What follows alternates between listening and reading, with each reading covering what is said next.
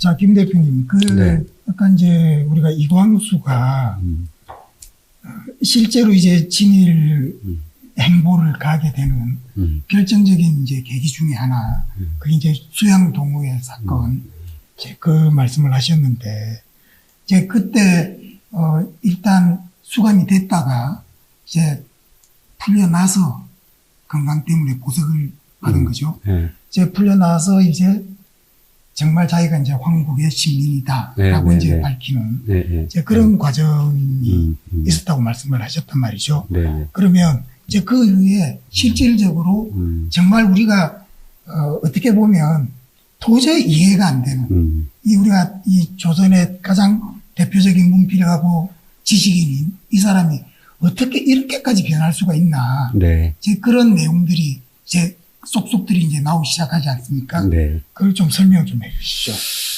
네, 그럼 지금부터 이제 문필가로서 이광수가 어떻게 친일 행보를 보여주는가를 이제 좀 자료를 보면서 말씀드릴게요. 근데 보시면은 진짜 이제 욕 나옵니다. 진짜 정말 어떻게 이렇게까지 할 수 있느냐라는 정도로 하는데 그 실제로 우리 국민들은 이광수의 그 친일 행적에 대해서 사실은 잘 몰라요. 그냥 친일 행적을 했었다. 그 정도로 알고 있죠.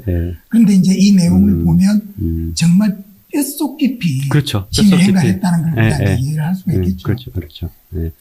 그래서 보면 이제 이광수가 이제 수양동의 사건이요. 근데 꼭 수양동의 사건이 계기 하나의 분기점인데 그렇죠. 그때가 이제 중일 전쟁도 진행되고 그렇죠. 그러다 보니까 수양동의 사건도 일제가 하고.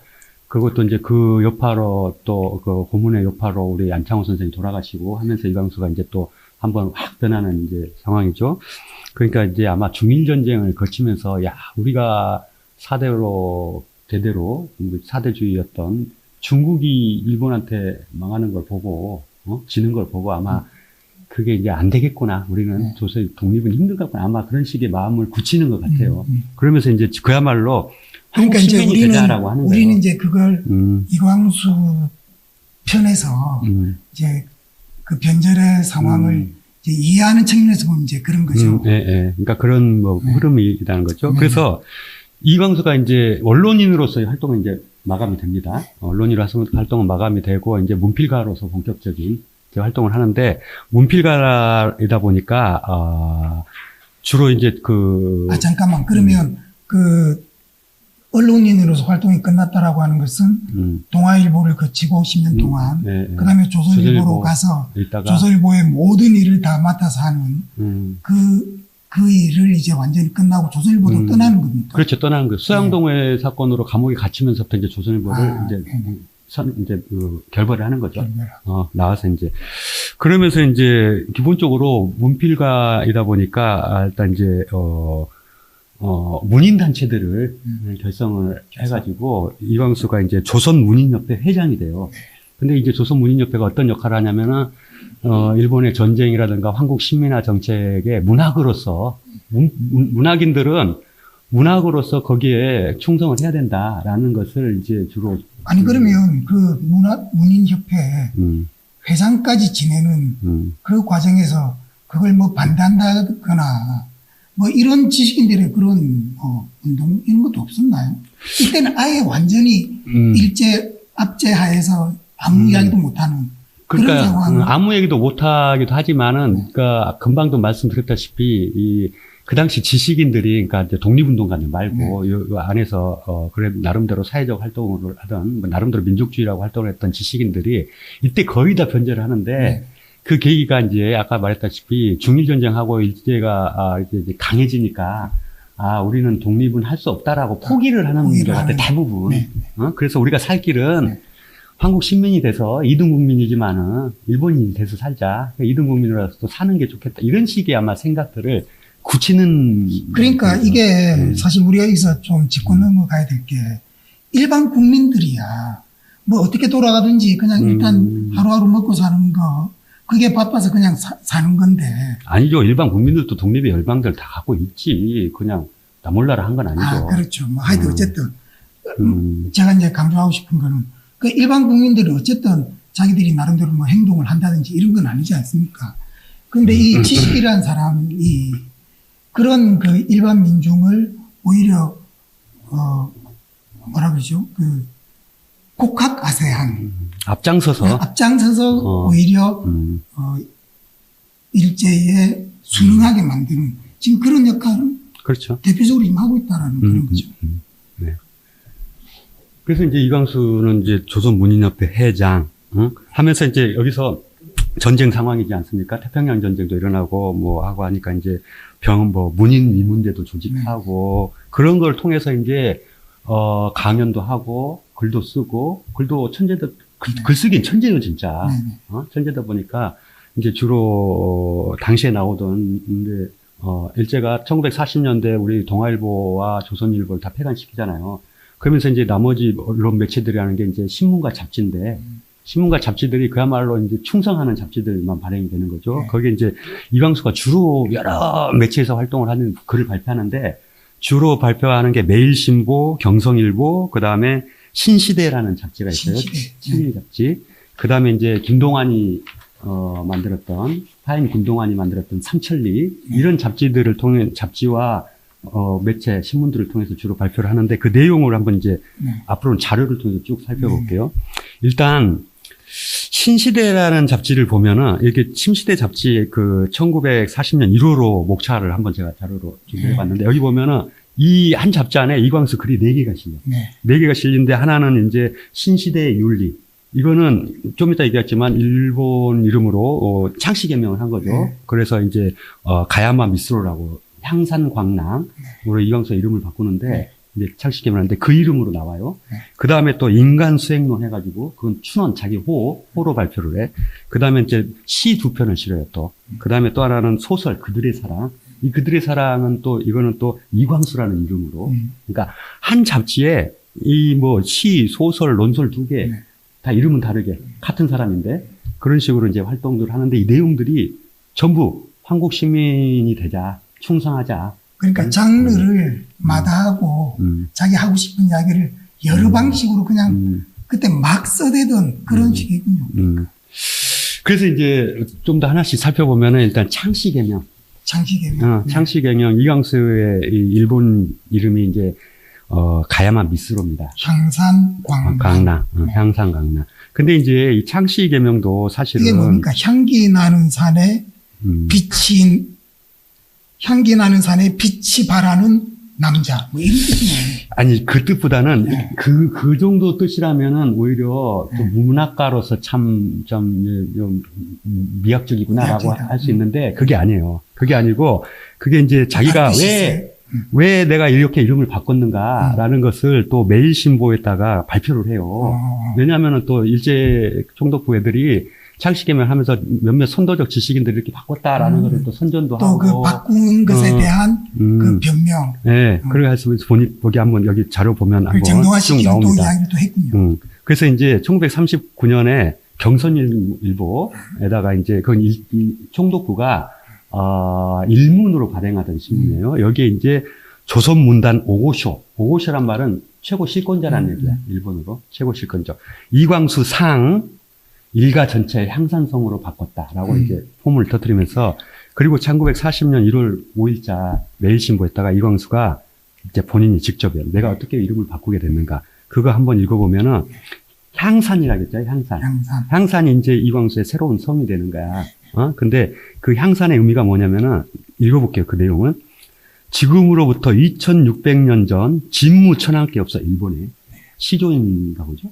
그 즉위하신 곳이 가시아라는데 이곳의 산의 이름이 가구야마 향구산이다. 거기서 내가 그 뜻깊은 산에서 굴자 빼고 그 향산을 가져다 썼다. 그래서 그러니까 이거 완전히 천황을 숭배하는 완전 그런 내용이네요. 그 다음에 한 달 후에 2월 20일자에다가 창씨와다 해가지고 또 자기가 이제 왜 향산이라고 했는가 이걸 또 밝혀. 내가 향산이라고 일본적인 명으로 개명한 동기는 황송한 말씀이나 천황의 어명과 독법을 같이 하는 씨명을 가지자는 것이다. 나는 천황의 신민이다. 내 자손도 천황의 신민으로 살 것이다.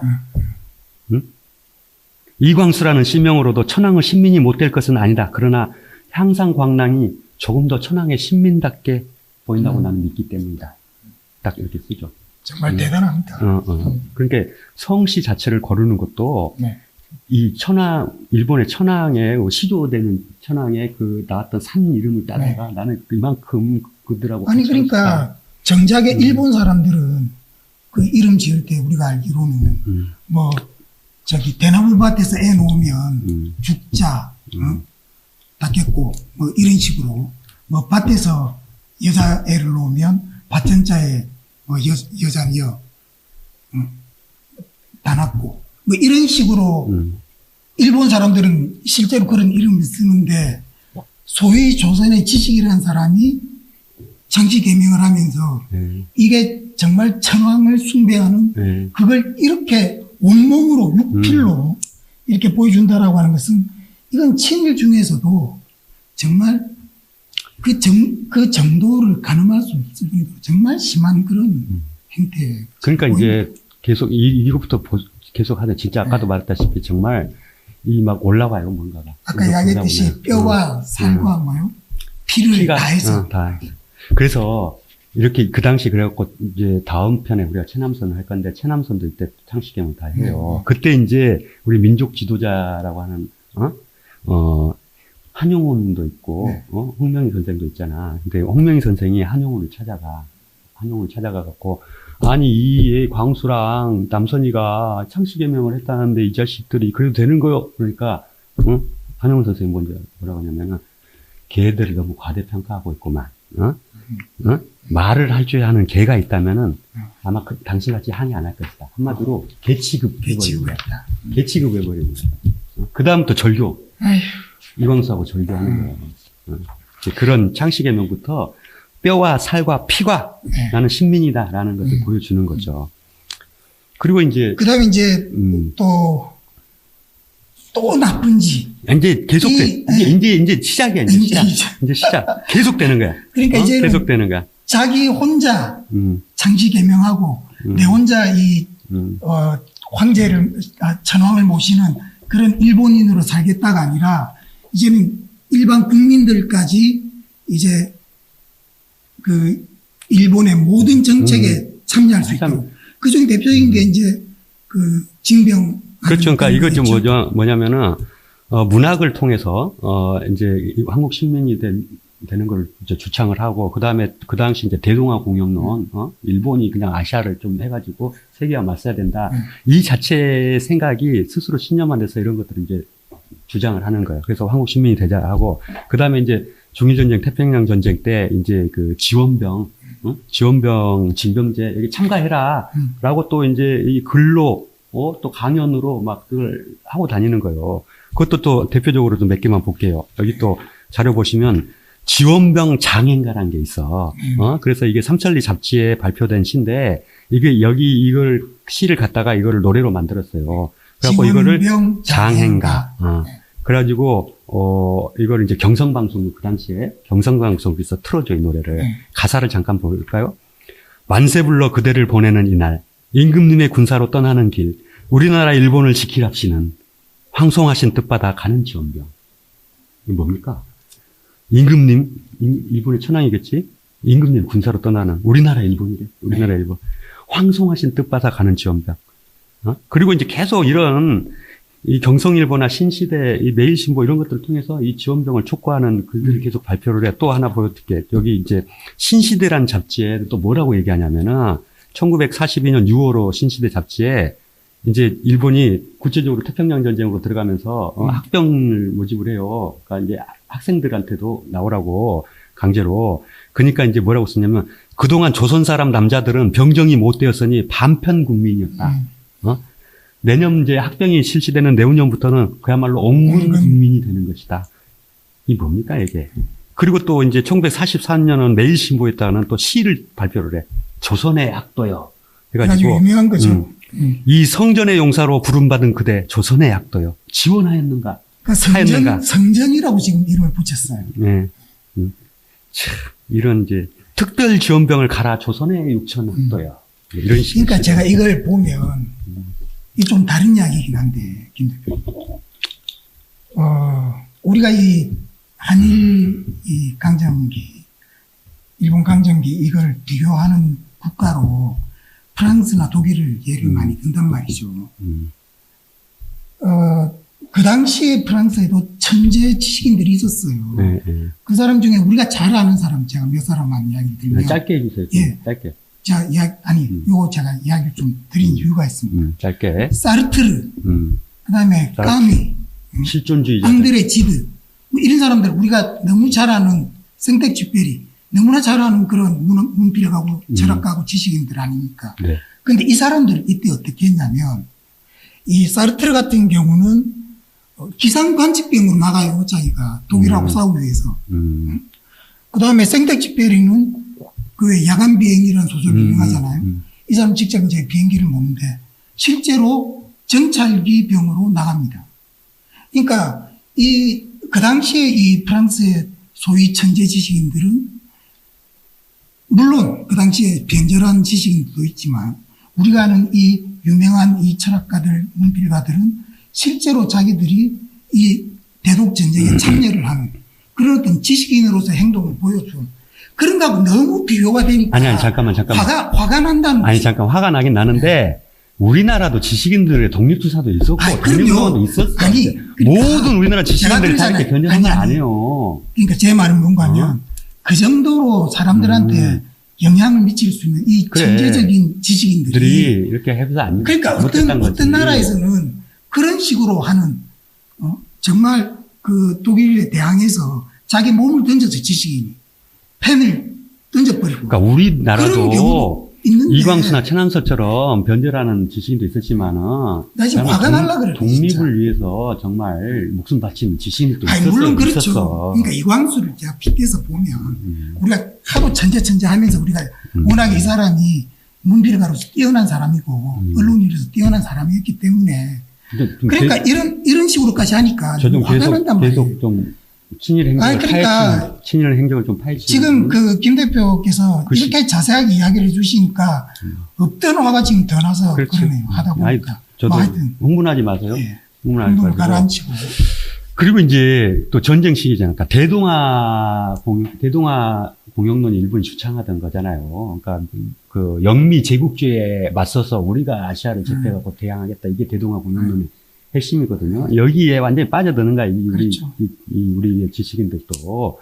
그러면서 특히 이광수도 이제 대동아 공영론이 나름 신념화돼요. 그래가지고 이제 성전이라고 미화를 하면서. 이제 세상이 해본게 된다. 이제 이렇게 생각하는 거죠. 그래서 보면 또 매일신보에다가 뭐라고 발표하냐면은 1941년인데 반도 민중의 애국운동 해가지고 일본의 공영권이란 황도의 신나원을 건설하는 성대한 사업이다.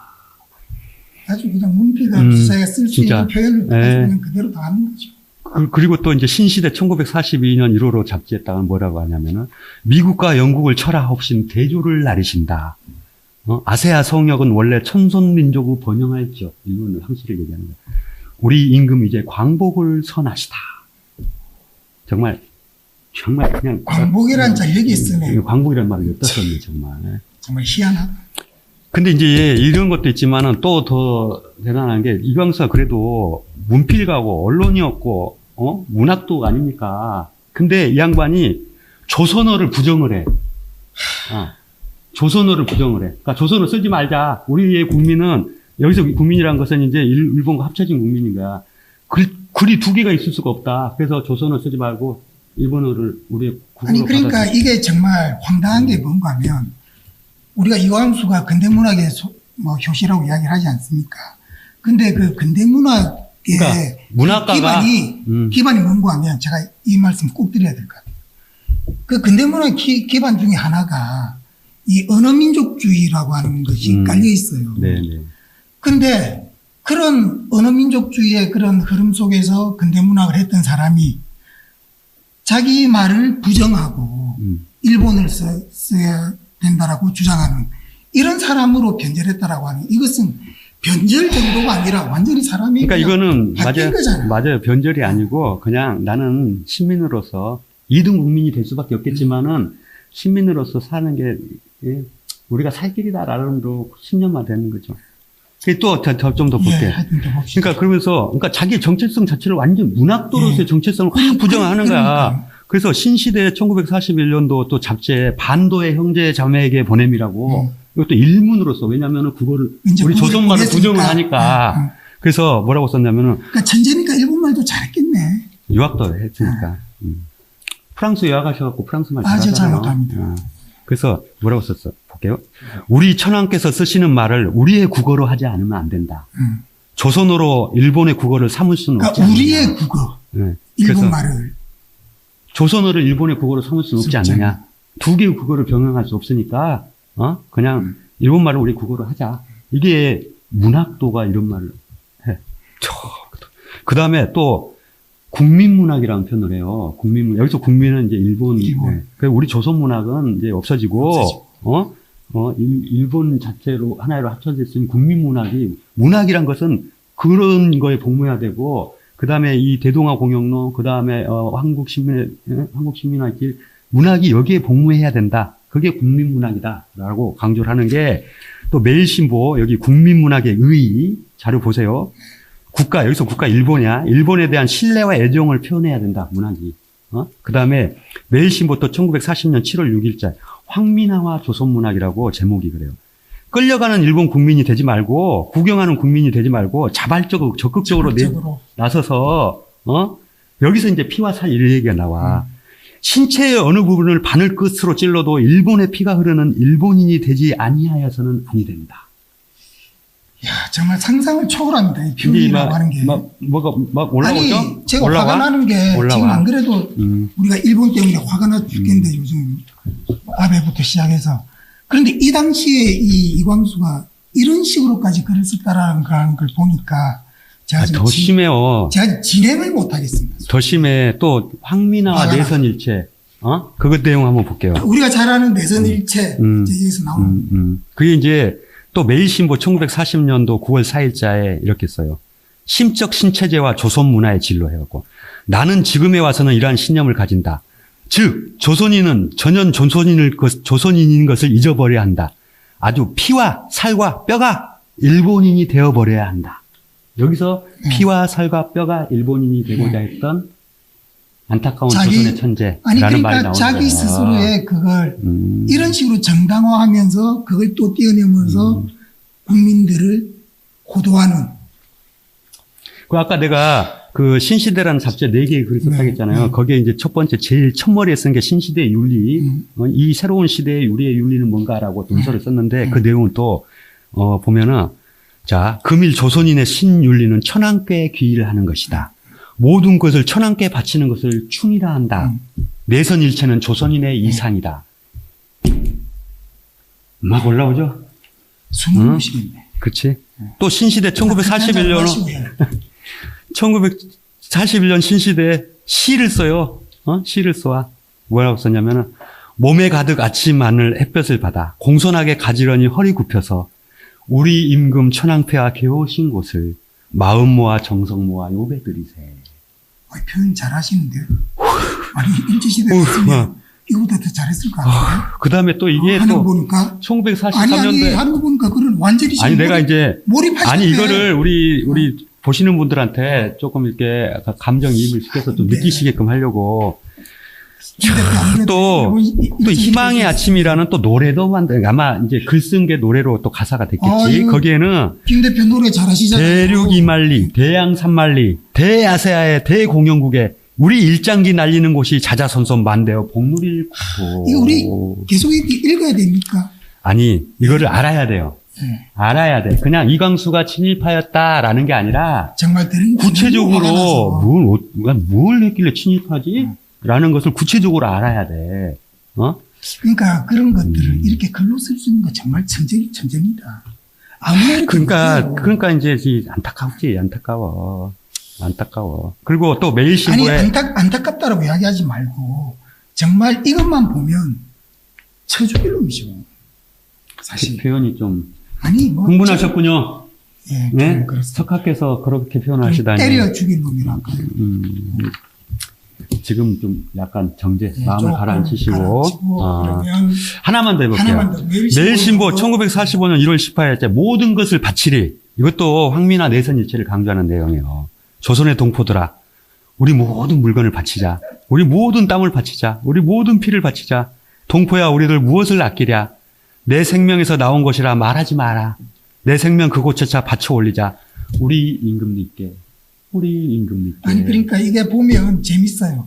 피와 살과 뼈로 일본이 돼야 된다 하다가 이제 그것도 모자라서 이제는 마지막에 모든 것을 다 바쳐라.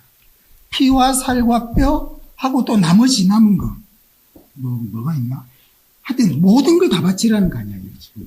그러니까 이런 식으로, 그러니까. 참 일관성은 있어요. 자신의 천재적 재능이 정말 천재긴 맞아요. 글을 진짜 잘 썼더라고요. 글을 잘 썼잖아요. 근데, 그리고 언론인 시절에도 일필 일비로 네. 글을 잘 썼던 이제 경력이 있어요. 근데 이제 이런 것들을 모두 이 모든 천재적 재능들이 한국 시민화와 내선일체와 그 다음에 일본에 충성하는 것으로 이렇게 가자라는 것으로 그 재능을 아낌없이 발휘하는. 그러니까 천재가 악마가 되기가 뭐 정말 손바닥 뒤집기처럼. 가슴을 좀 진정시키고. 그 이제 진짜 이제 이런 표현들을 보면 이제 당연히 그러니까 우리가 100번 양보해서 자기가 이렇게 진위를 해야 될 수밖에 없는 그런 당위성 그런 것을 스스로 이제 체화했겠죠. 신념화시키고. 그런데 이제 문제는 그렇게 지식인이 그렇게 자기가 신념을 가졌으면 최소한 그거에 자기가 책임을 져야 되는 거 아닙니까? 근데 이 뒤에 행정은 또 어떻게 됐죠? 그 이제 해방이 되잖아요. 네. 해방이 돼서 우리가 이제 또 우리의 안타까운 역사입니다. 정말 반민특위가 활동을 해요. 나경원 생각이 나요. 갑자기. 나베. 반민특위가 민족을 갈라쳤다라고 네. 했던가 나베가. 네. 어? 그러니까 이게 지금 이 모양 이 꼴이. 걔는 지식인도 아니면서. 그렇게. 일개 정치인. 단언하지 마세요. 일개. 네, 요즘 일개란 말 유행됐어.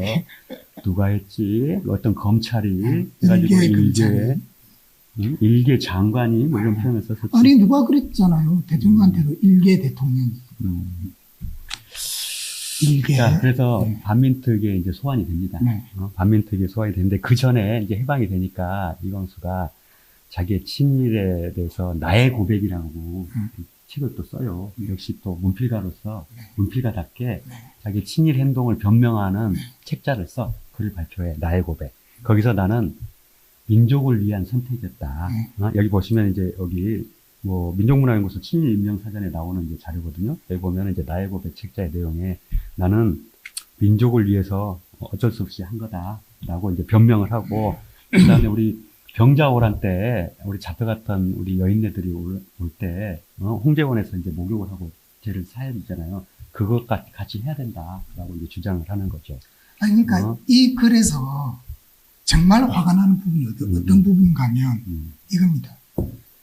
자기 자신이 애국자로서 명예를 희생하더라도 그러니까 이게 완전히 자기 변명을 이런 식으로 하는 거예요. 그러니까 자학하는 식의 그러니까 내가 내 명예를 내가 이렇게까지 실추시키면서 결국 이거를 국민을 위해서 내가 그랬다.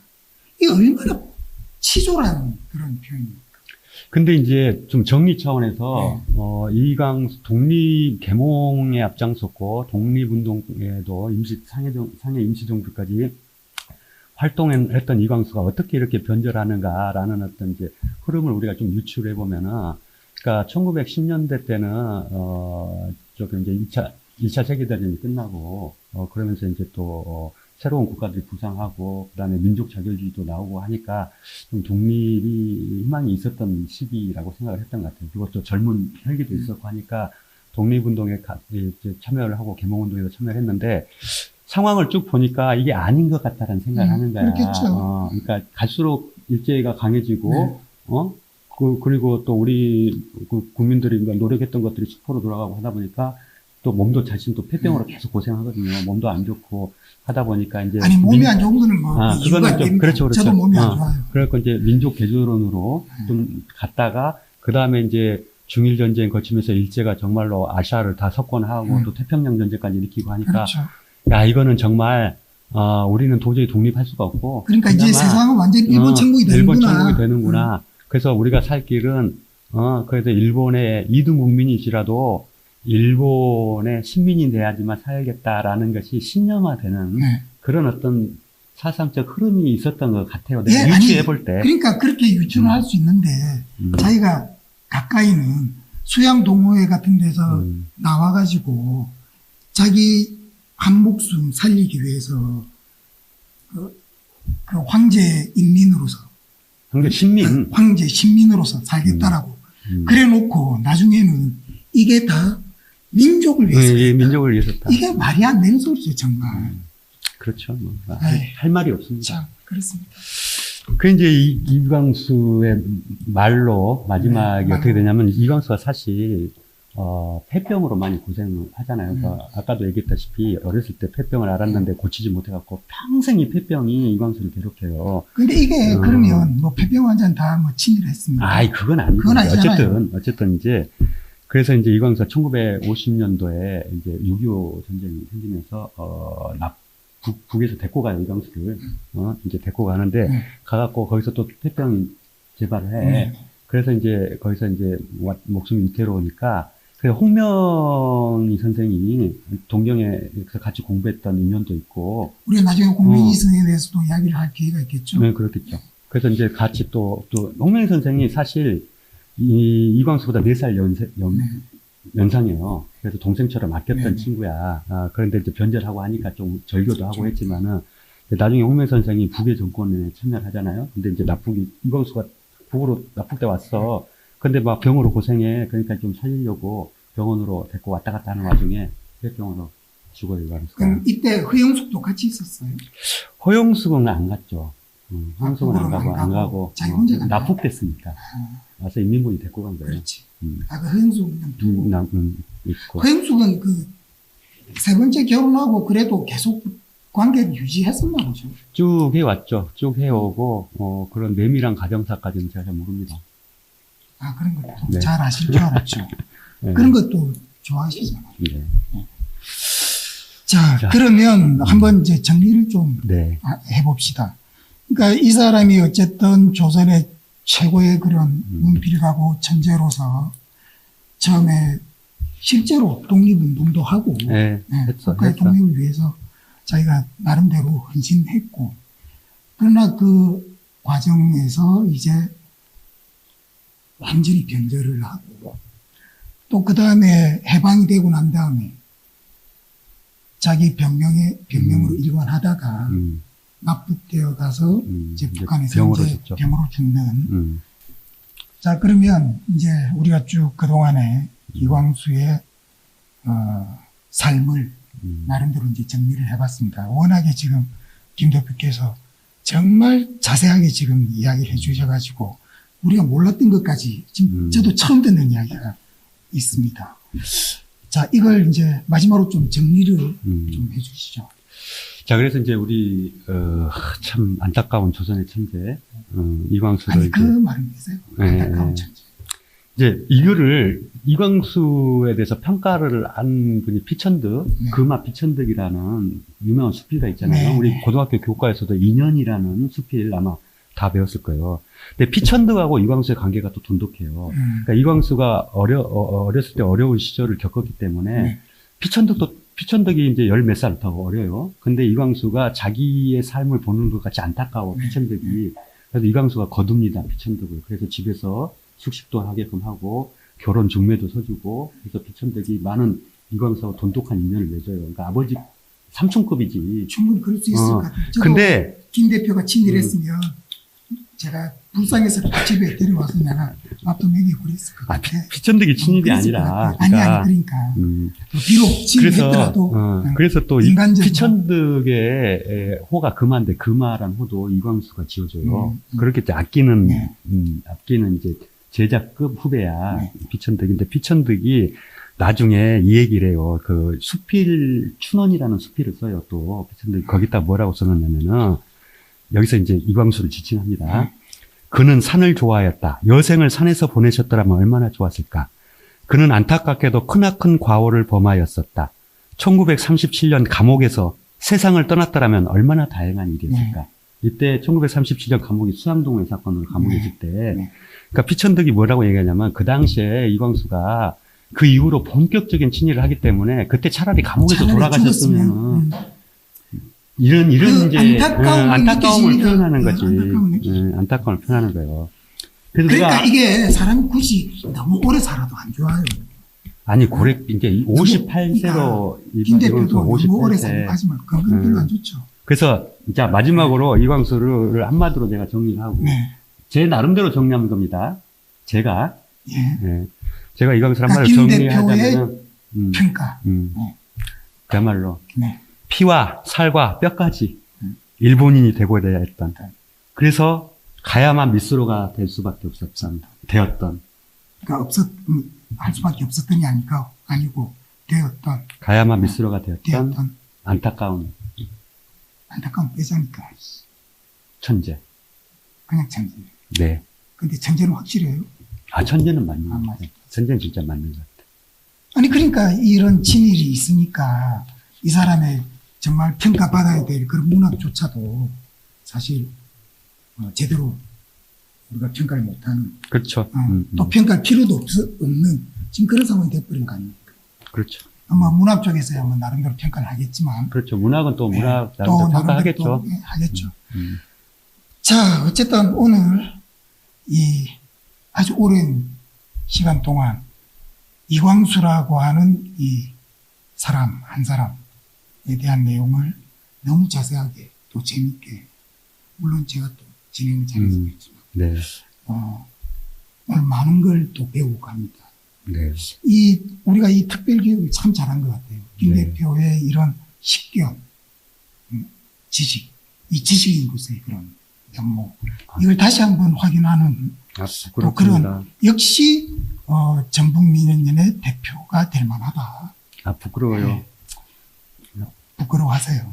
자, 오늘 너무 수고 많이 하셨습니다. 그러면 다음 시간은 이제 이광수와 같이 어떤 동경 3제, 조선의 천재로 불렸던 최남선 편을 다루겠습니다. 또 이 이광수 못지않은 혹은 이광수보다 더한 이 최남선에 대해서 다음 시간에 한번 또 김 교수님께서 이광수보다 더한 사람 없는 것 같아요.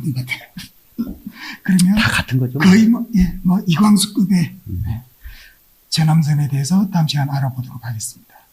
오늘 장시간 너무 고생 많으셨습니다. 네, 감사합니다. 앞에다 인사해야지. 자, 고맙습니다. 오늘 친일 언론인에 대한 이광수 편 이 정도로 마치도록 하겠습니다. 감사합니다. 구독과 좋아요 눌러주십시오. 네.